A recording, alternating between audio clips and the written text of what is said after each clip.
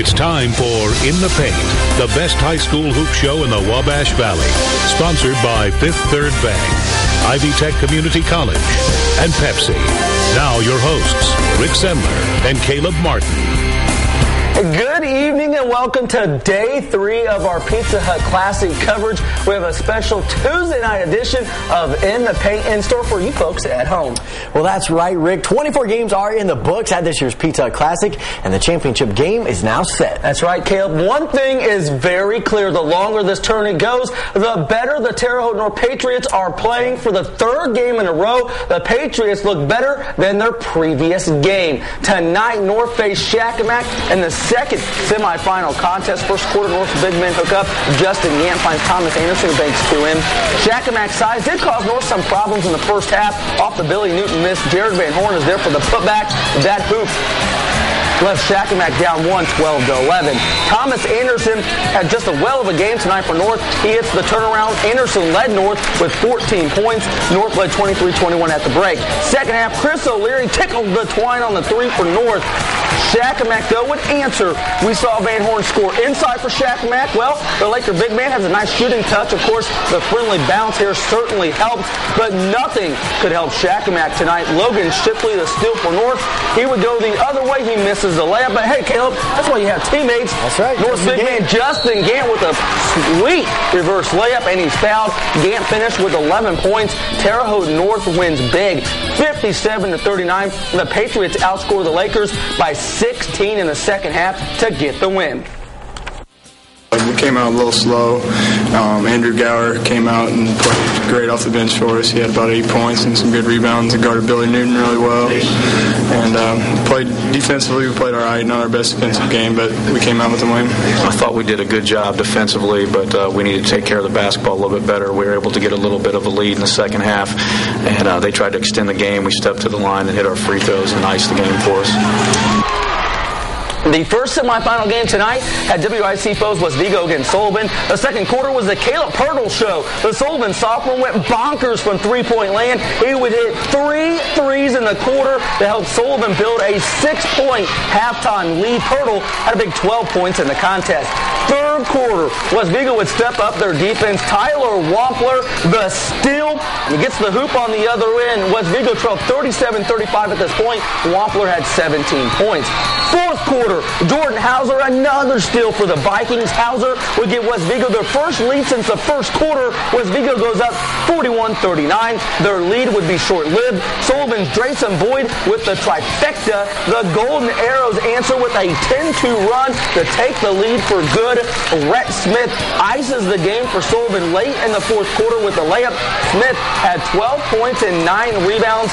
Sullivan wins 54-49. The Golden Arrows are moving on to their very first Pizza Hut Classic Championship game tomorrow night, where they will take on Terre Haute North.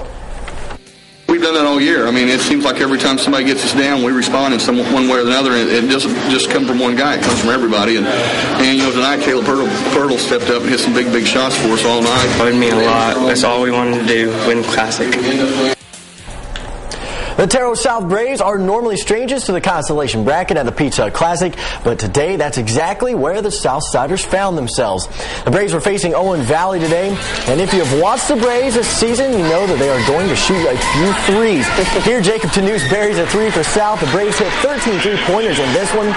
John Michael Jarvis led the way for South with 25 points as the Braves get back in the win column today with a 59-46 win over Owen Valley. Marshall was taking on Northview in another consolation matchup. Off the miss here. Check out the Lions' Jake Tucker. He comes flying in from out of nowhere to grab the board. He gets the putback to go. Nice hustle there by Tucker. Northview's Caleb Mershon did his best to try and keep the Knights in this one tonight. Mershon connects for 3 of his game-high 21 points, but it's Marshall who gets the win 50-42. Lions will now take on Terre Haute South in a 5th-place game. Riverton Park and Bloomfield tipped off today's consolation games. RP's Josh Helton gets the inside hoop to fall here. But the story of this game was Bloomfield's Andy Cochran. Here he gets a fadeaway jumper to drop. Cochran finished with 19 points as Bloomfield wins by 10, 56-46. Well, the most exciting finish we saw today took place in the consolation bracket between Rockville and Monrovia. The Rocks and Bulldogs met in the second game of the consolation bracket. Under 40 seconds to go, Monrovia's Garrett Johnson puts the Bulldogs up 1 with a layup here. 16 seconds to go now. Rockville ball trailing by 1. The Rocks would get off a couple of good shots. Joel Wittenmeyer is off. Lane Mahern is going to get the board from point-blank range. Mahern is going to miss this one. The putback bounces off the rim as tuck expires.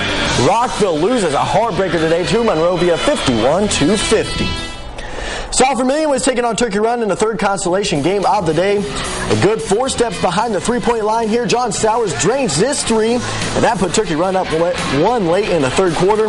Logan Laswell finished with 9 points for South Vermilion, including this tough off-balance jumper. Laswell gets a friendly bounce as they beat Turkey Run 48-39. Andy Walsh led the Wildcats with 17 points.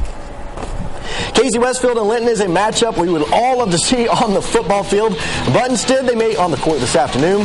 Des Fugers gets Linton within 1 here, 47-46 in the fourth quarter, but that is as close as they would get. Casey's Riley Scales explodes baseline here for the hoop.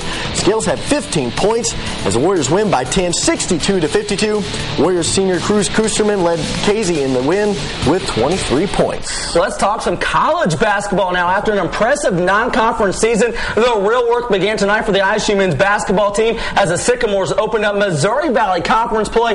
Tough conference opener for ISU. They were at Southern Illinois. ISU looked great in the first half. Jordan Prinny, the corner 3. That three-point shot was contagious for the Sycamores in the first half. Big shot, Rashad Reed with the 3 ball. Then it's Brant Lightnecker inside with the left-handed finish. I like that.